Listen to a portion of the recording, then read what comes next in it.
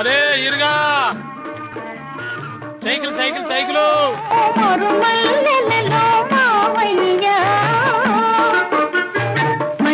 ఏటా సైకిలింగ్ కొన్నావా? ఆ ఎంత ఎత్తుకున్నావురా? 350 రూపాయలు పెట్టుకున్నా.